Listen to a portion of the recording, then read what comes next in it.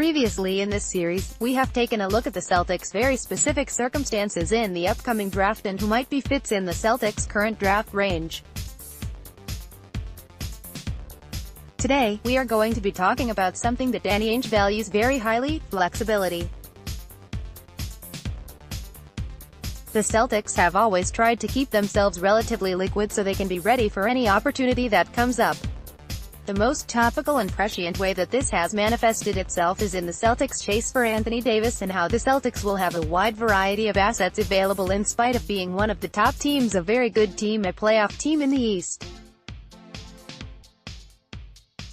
The Celtics have accumulated draft assets, valuable young players, and veterans on cost-effective contracts, all of which are the magic ingredients for being able to be ready to pounce when something big is possible. However, while I think it's clear that Anthony Davis is He reportedly offered 4 first-round picks to trade up for Justice Winslow in 2015 and was rumored to have put Paul Pierce on the table during the 2005 draft to acquire Chris Paul. Besides Zion Williamson, there's not much surefire all-star talent in this draft, but all it would take is for Ainge to fall in love with one of these top prospects and things could escalate in a hurry. One name that I could see being associated with Danny Ainge is the least well-known of the Duke Big Three, in Cameron Reddish.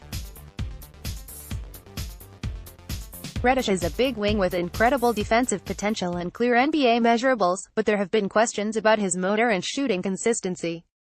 For these reasons, Reddish seems like a candidate to slide out of the top 5 and perhaps fall to midway down the lottery. The Celtics traded up in the 2013 from 16th to draft Kelly Olynyk by sending 2 second-round picks in the deal with Dallas. It's reasonable to think that if the Celtics want to move up, they may be able to pair the Kings' pick with their own pick to move from the late lottery to somewhere around 8 to 10 to get the player they want.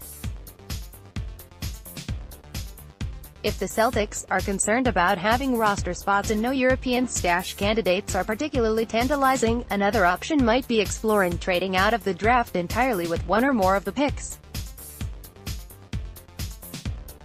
The Celtics sort of did this during the 2016 draft when they traded 2 high second-round picks for a future first-rounder with a lot of risk attached to it because it might not eventually convey.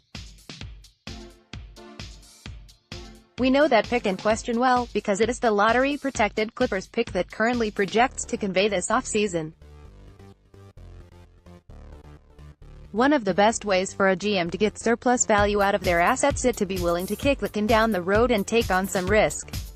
It requires the team trading in to have an interest in a player on the board, but the Celtics could at least have some targets for due diligence.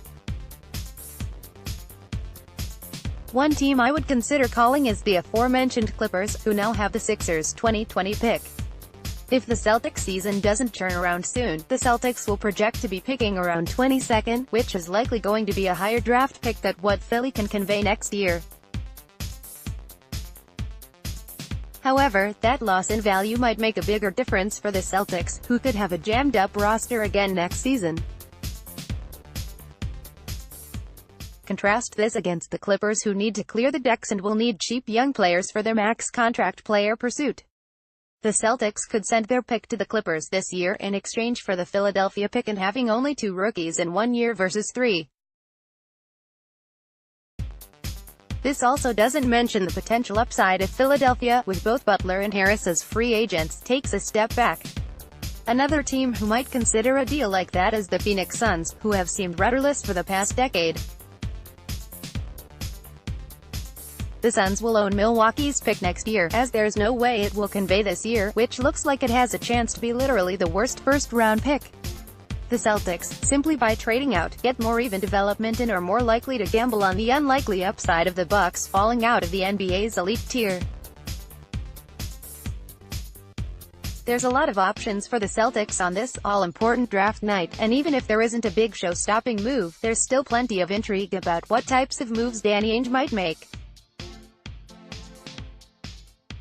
However, there's no way to know what opportunities besides Davis might present themselves on draft night. The Celtics will simply have to stay ready and stay flexible.